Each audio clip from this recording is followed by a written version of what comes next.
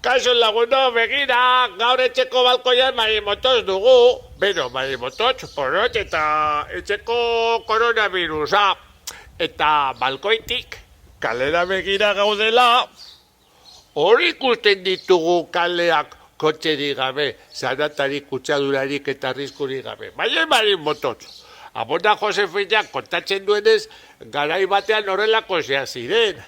Gureak, paiasonak, aurrenak, zaharrenak, emakumeenak, kurpilolkian dabiltzatanenak, denonak ziren kalean, eta bertan paseatzen genuen, elkarrekin topo egin eta itzegin, eta jolastu, ze poza, Baina gero, etorri ziren kotxeak, eta kotxeak nagusitu ziren kaleetan. Arriskuak etorri ziren, eta kutsadura, eta zarata, eta horrela ze bizi gara.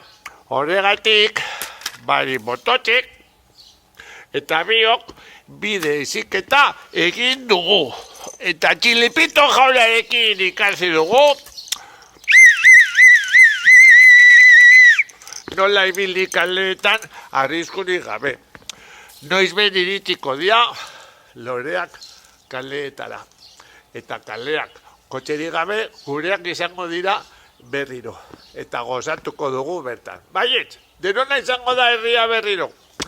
Bitartean, zaindu gaitezen etxean, goxo, elkarrekin baitasunez. Lagunok, haupa Euskal Herria, eta utzi humorari. Botan musu.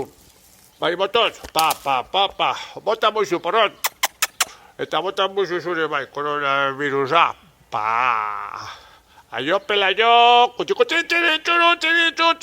pa.